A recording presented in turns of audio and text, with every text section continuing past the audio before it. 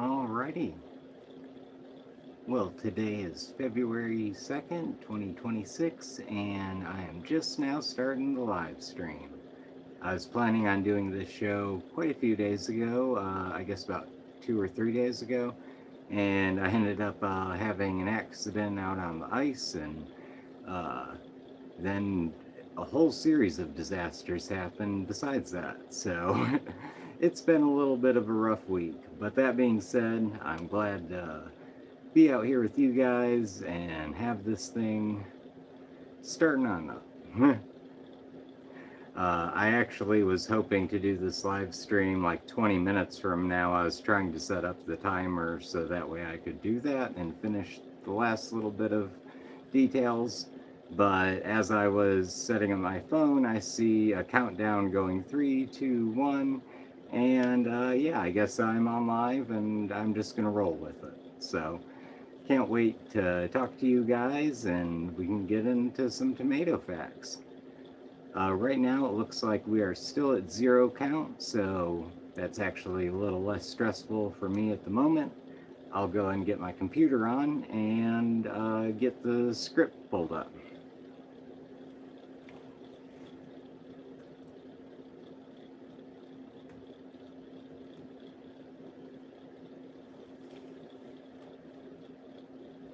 But yeah, tonight if you guys have any questions, feel free to ask. Nothing's off the table, so feel free.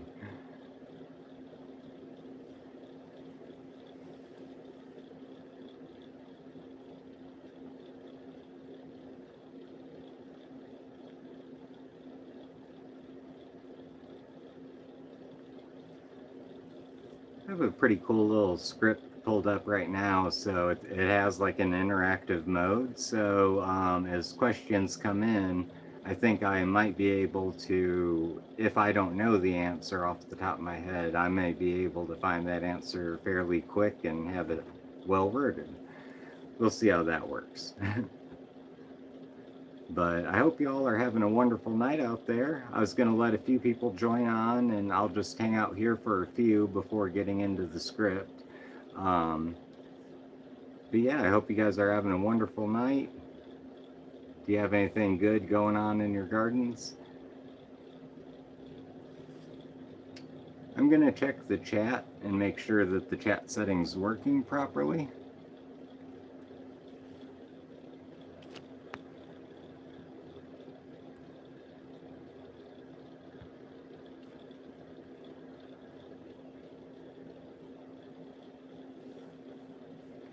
Well, it seems to be.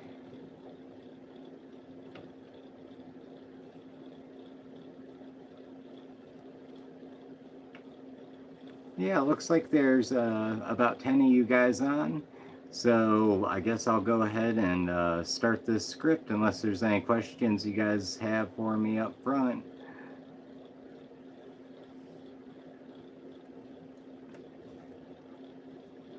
Bust out the laptop.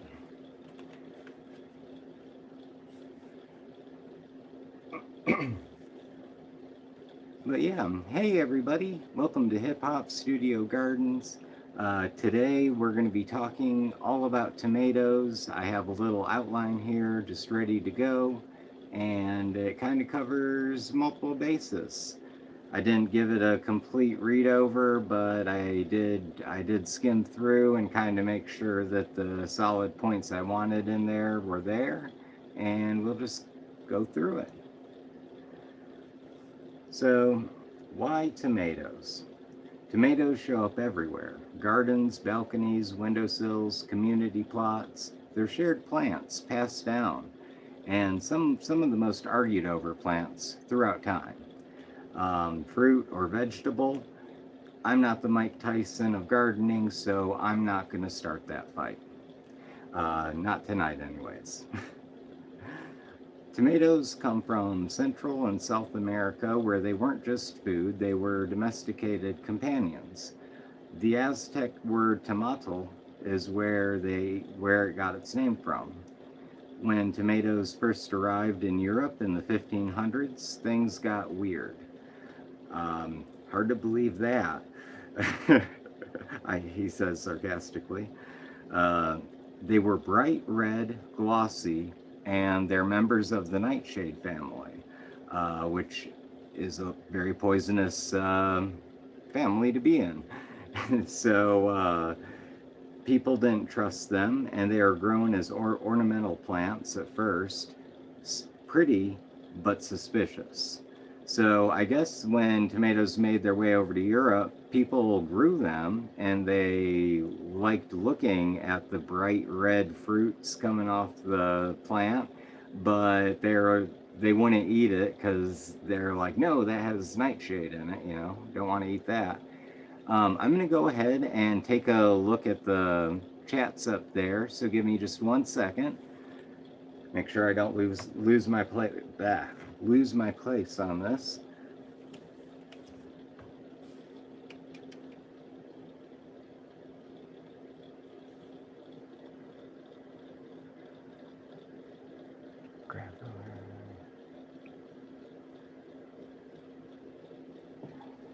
Well, hi.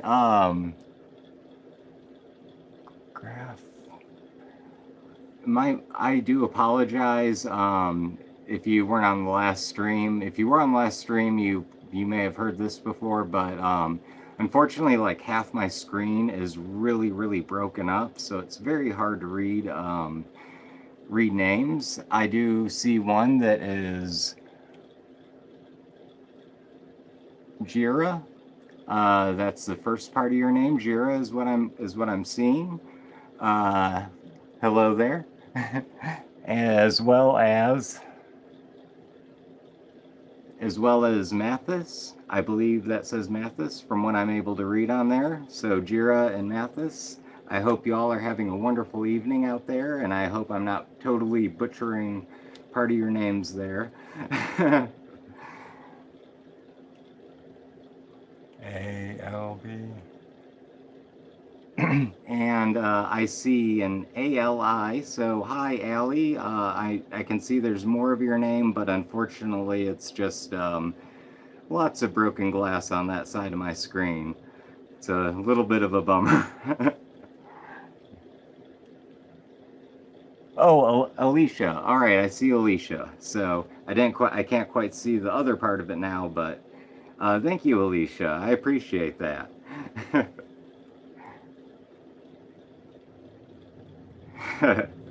Well, I'll try to get your names right. After the video's done, I think I can see like a list of the messages, and like if I can have my whole screen pulled up with them, then I can generally find out everybody's name properly. But yeah, let's go ahead and get into these tomatoes. I believe we're on the history section of it. And let's see exactly where we're at.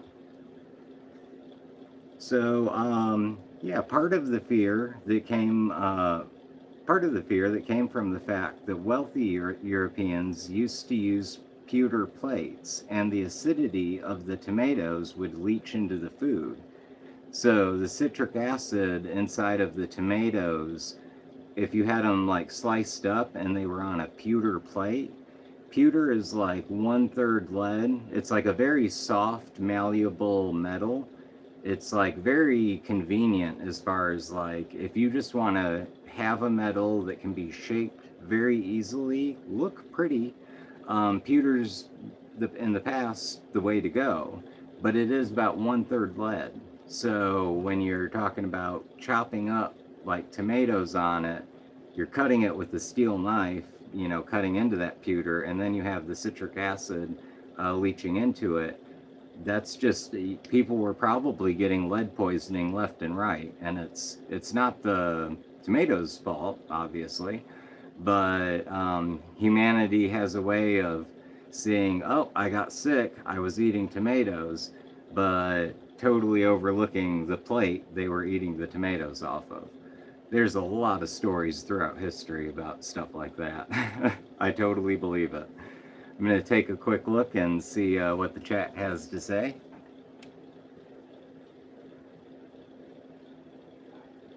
Oh, all right. Sorry, Alicia. Hope to see you soon. Thanks for tuning in, though. Really, I appreciate it. I really enjoy doing this. I'm new to doing live chats, and I know I'm not the best at it, but I truly appreciate you guys showing up here and sticking along. And if there's anything that I should do in the future or something, feel free to shout that out there, and I'll try to incorporate it. But you have a good night, Alicia. Let's see. So anyways, tomatoes earned a reputation as something dangerous, almost cursed. I decided to get a whole section on folklore beliefs on tomatoes as well. So in parts of Europe, tomatoes were called love apples, Panem amoris. People didn't just eat them, they interpreted them. So I'm guessing this might be something like how people would read, would read tea leaves or something of the like. So because of their shape, color, and the way they glistened in the sun, tomatoes were seen as symbols of passion, ingredients in love charms, offerings to courtship rituals. Some folk healers believed that placing a tomato on a windowsill during a full moon would let it absorb lunar energy and strengthen romantic intentions. Gotcha. So that's how you get a tomato to go Super Saiyan with the power of love. Let's see here. Others said eating a tomato grown by someone you loved would tie your hearts together for a season. Imagine trying that on a first date today. Yeah, that I don't know. I guess it would depend on how the season goes. Is it a good long season with a happy ending? Hey, that's great. And then we have more ooky spooky folklory magic dealings with tomatoes. In some regions, tomatoes quietly slipped into magical work. They were added to herbal brews for courage, tucked into protective charms. Now that one I wonder on that. So if they're tucked into protective charms, I'm thinking that those must have been like dry roasted tomatoes, and maybe they were maybe even kind of like powdered or something, into. I know of a thing called, like, we call them spook bags, and it's to scare away ghosts. And yeah, they'd have like red and black powder. You would usually have black salt. You'd have a tiny bit of pepper, and then you would have like paprika and probably dried tomato. Dried tomato in there. I bet that's something similar. You would place those near doorways to keep unwanted spirits out. The belief was simple: if a plant could inspire fear and desire at the same time, it must have power. I don't disagree with that. As far as magic that's more so for like healing and just home protection, I think that's the category we're about to get into now. So tomatoes weren't just about love, they were also about safety. Some people believed that planting tomatoes near the home brought warmth and abundance. Hanging dried tomatoes and dried tomato vines over a doorway protected it against envy. Gotcha. Sounds interesting. Keeping tomato seeds in a pouch guarded against bad luck. I could definitely see that one. Like I like to carry seeds of all different kinds of plants with me, so I could definitely see that one. In Italian folk magic, tomatoes were something sometimes placed in kitchens as a charm for prosperity, a symbol that the household would always have enough food. And then we've got down here, towards the end of the folklore side of tomatoes. We're down into tomatoes as a liminal plant. I love that tomatoes lived in this in-between space for centuries. Totally. Because for a long time, figure over in the South America and Central America, tomatoes were just a very good food. You know, it was a reliable, delicious food. And then Europeans came over and they found the tomato, but they were horrified of it. And then a few people ate them and realized that they're food and that they're perfectly fine. But then when they brought them straight over to Europe, you know, those pewter plates that people were eating off of everywhere, you know, it's probably just as common as what like plastic plates are today. Which who knows, in 100 years they might be horrified, more than we are already about that. But anyways, so it definitely was like a food that is perfectly fine, but also it kills you. And you know, they're food, but they're feared.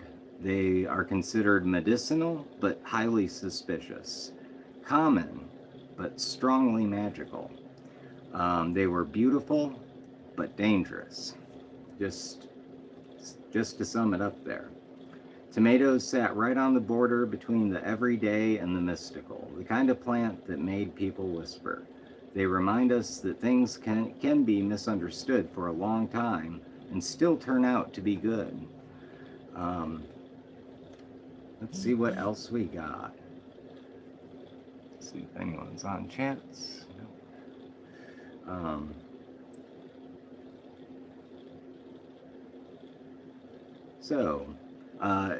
I think we're wrapping it up as far as the folklore on tomatoes go. This is getting into just very, I guess you could call it gentle magic, very, very light Wiccan magic, kitchen magic is what I would call it. You know, it's not, you don't have to dress in your robes and call forth the spirits or anything like that for this stuff. If you want tomatoes to work in a modern, very low-key kind of plant magic way, it doesn't have to be dramatic. Save seeds from your tomato that you genuinely enjoy. Plant them with a quiet intention, something simple like patience or abundance. Then touch the soil and thank the plant when you harvest. Use the first ripe tomato of the season as a symbol of new beginnings. Some people even write a small wish on a paper, fold it, and bury it underneath the tomato plant, letting the roots go through it as a way of carrying the intention through the earth. That's it. Magic doesn't have to be too loud.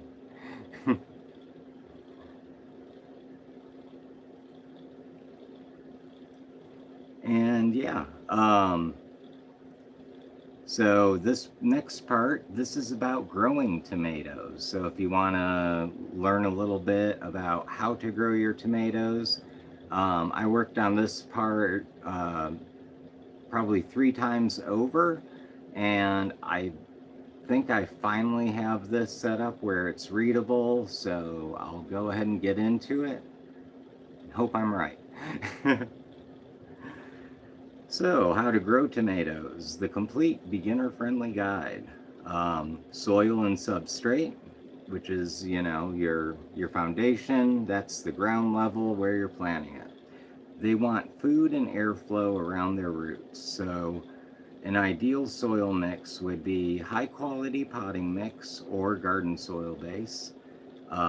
If you add a small amount of compost and a decent amount of worm castings, that will go along with it wonderfully.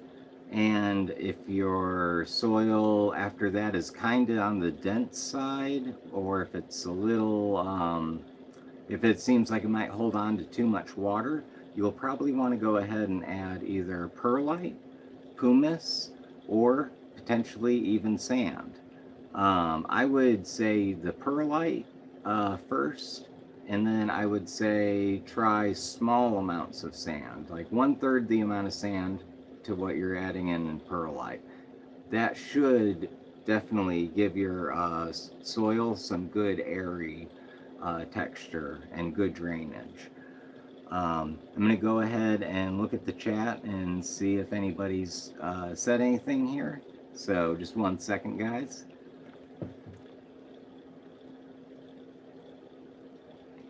Oh, nothing too much yet. But yeah, let's see, where was I at? Oh, right here. So soil should hold moisture but never feel swampy. Container growers. If you're growing in pots, tomatoes need room. 5 gallons minimum. Bigger is better. I can say from experience that is absolutely true. I just got my purple Cherokees moved into a 5-gallon bucket. There's also a Super Sweets cherry tomato plant in there too, I believe. But yeah, I had to move them from the big crack key tub because they had completely taken over, and I have a bunch of other plants up there already, so those girls had to move. And I think at the end of this, after I wrap up this part, I'll go ahead and take you guys around a tour of the garden at night. I'll just get my studio light here, turn it on green so it doesn't wake up my plants, and we can go check them out together.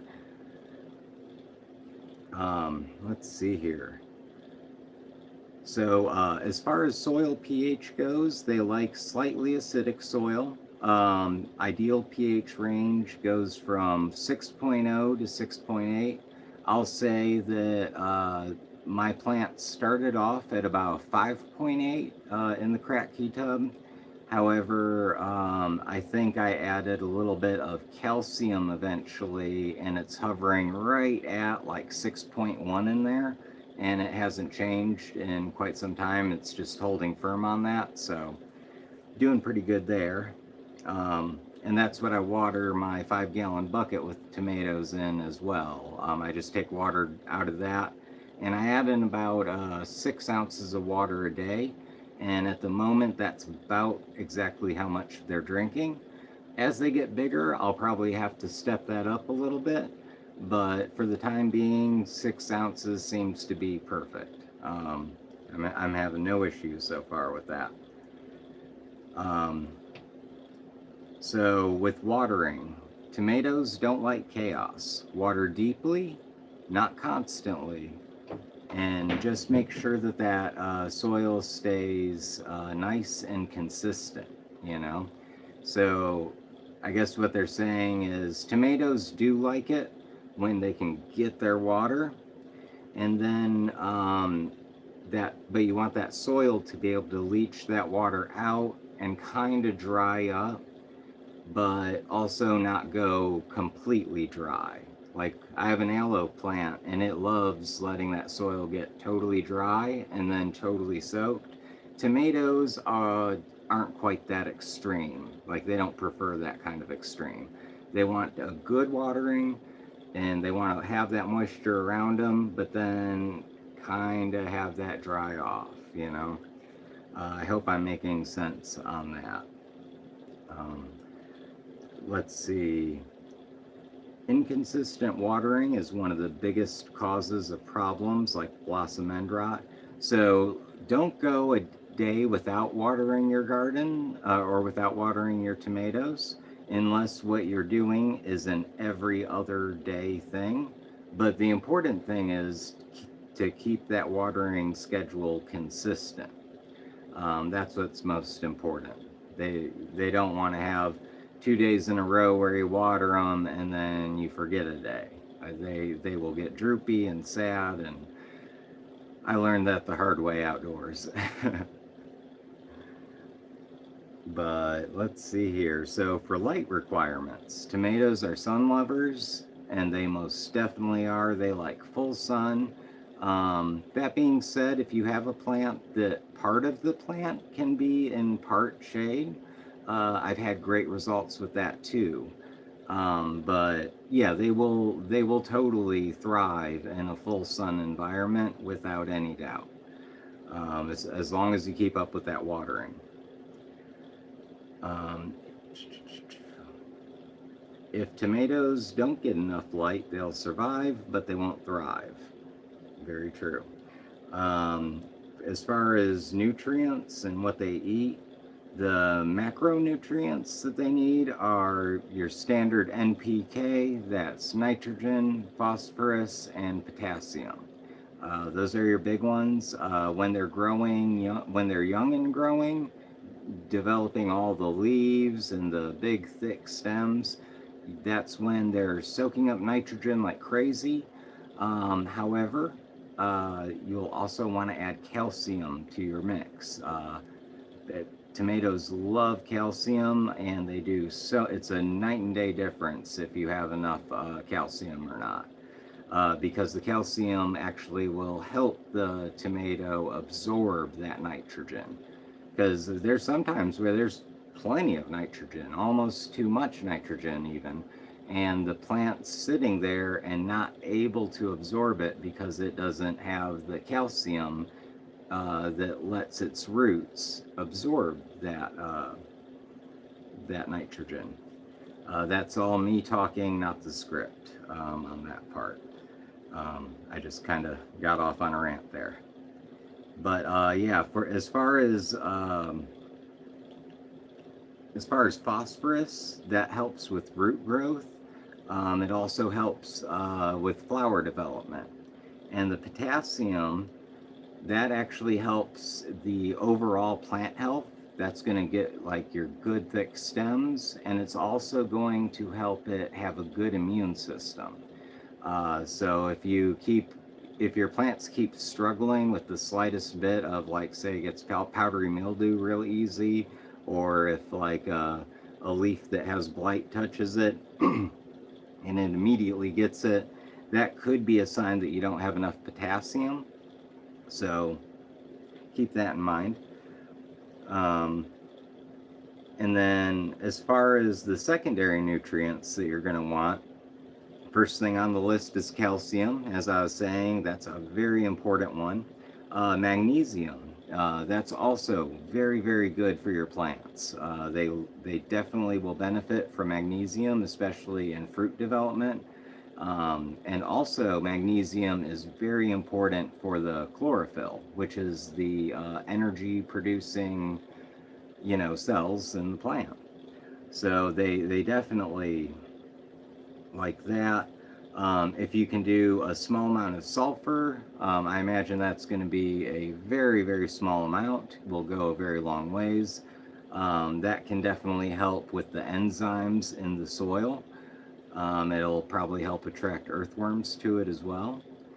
And as far as these other micronutrients, these are all going to add to flavor and texture profile of your fruits at the end, and it can be without these, or without the proper amount of these, you can still wind up with some good tasty fruits. It's nothing to panic about.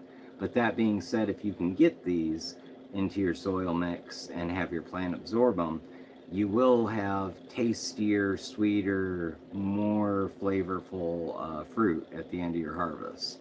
And those would be iron, manganese, zinc, copper, boron, and molybdenum. Molybdenum.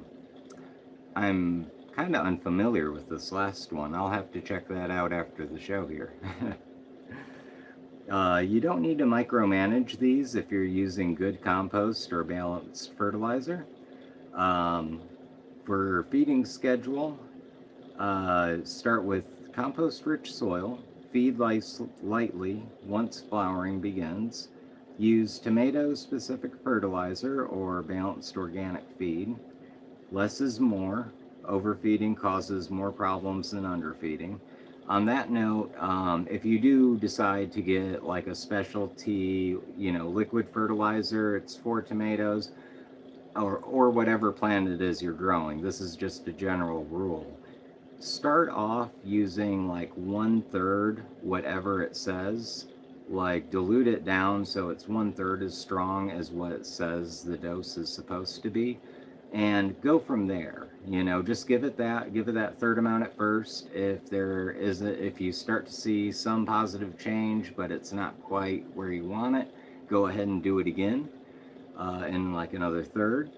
And you know, just do it like that, because the thing is, lots and lots of times those synthetics are quite strong, and they have like a very specific plant in mind that's at a very specific point in maturity that can handle that full dose. But you at home really don't have any way of knowing what that ideal plant is to give that dose. So always go low, start low. You can always take more later, but it's really hard to take less after you took it, you know?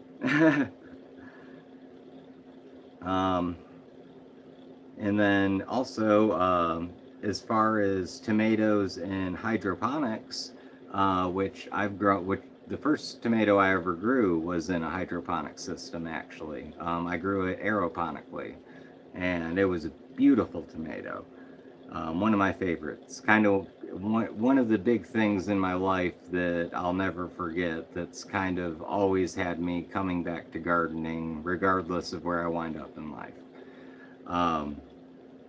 But a lot of people like to use grow tomatoes in deep water culture, Dutch buckets. So that's where the roots are totally submerged in a tub, and inside the tub there's a bubbler. So it's just constant, it's like a bubbler stone like you would for an aquarium, and they just stay inside the water, and oxygen is just pumped into the water, and it stimulates root growth with the vibration and the oxygen. Very fun little setup. Let's see. And basically it shows if you're doing it hydroponically, your pH can be anywhere from 5.8 to 6.3. So that's right in that Goldilocks zone. Lots of stuff enjoys growing right in there. Let's see.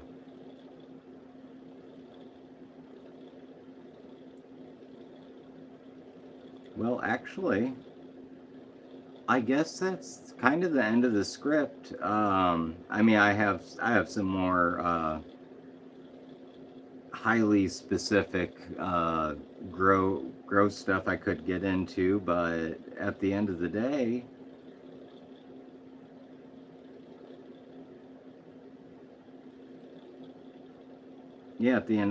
I think that's about it. Oh, here we go.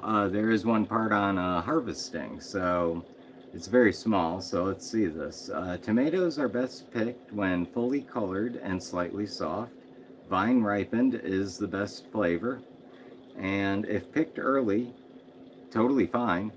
Just let them ripen indoors, and I find if you put them upside down so their little shoulders are what's touching the bottom of the plate, that's the best way to store them. And never refrigerate fresh picked tomatoes. It does make them lose their flavor. If you can avoid doing that, it's for the best. You know, sometimes life can't be helped, and if you did it, don't worry about it. It's not going to be a bad tomato. It just won't quite have that fresh off the farm flavor. I guess I'll go and close up this laptop for the moment, and yeah. I appreciate all of you guys coming on and hanging out with me and learning a little bit about tomatoes.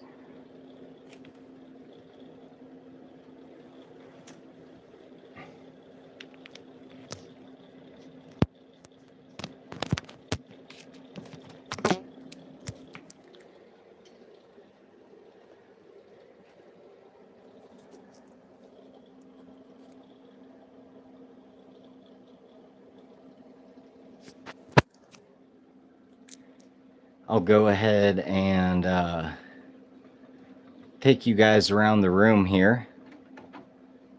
We'll do a little garden check at night. I need to adjust this real quick.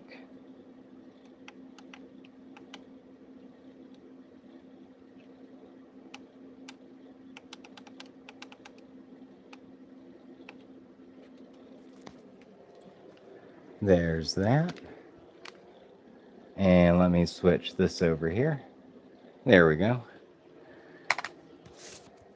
Now my plants can sleep, but you know, we should be able to see them.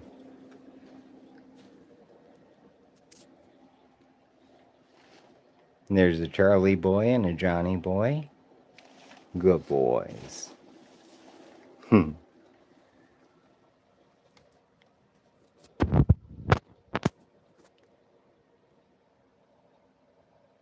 These are the tomatoes in the 5-gallon bucket here.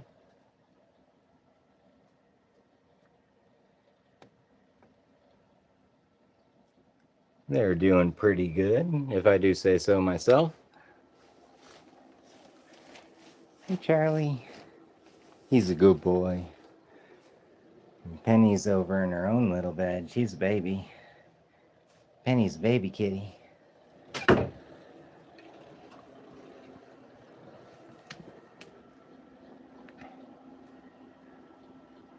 This is the orange mint, and it is turning out real nicely. It has strong orange peel taste with like a little bit of a sweet mint. It's pretty good. You can see the garlic. Garlic's doing pretty good. Just hanging out in the crack key tub. I'm trying to show y'all my aloe. I have so many tomatoes growing around it, it's kind of hard to see. But it does get a decent amount of light because it's directly underneath the grow light, and it's very, very strong. But you can see tomatoes are doing great. Almost too well. I really need to sell these guys, like, so badly for so many reasons. It's kind of the only way I make money, you know, is if I sell them. Technically, this costs me money. But the algonemas are doing great over here. They definitely are appreciating having the lower light. And it's good because my aloe needed more light. These guys are loving having less. The tomatoes are just thriving away like crazy. And the apple trees, they're doing good. Saved all these from getting killed in this insane winter storm we're having here in North America.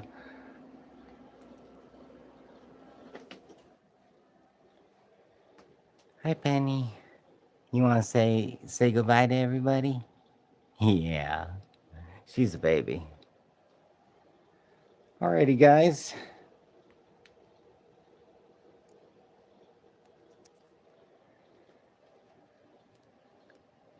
Well, I think that's going to sum up this live stream. I hope you all have had a wonderful evening, and I hope that this video was easy enough to follow along and that my ADHD didn't trail off too terribly hard. Anyways, you guys have been great, and I appreciate each and every one of you. Talk to y'all soon.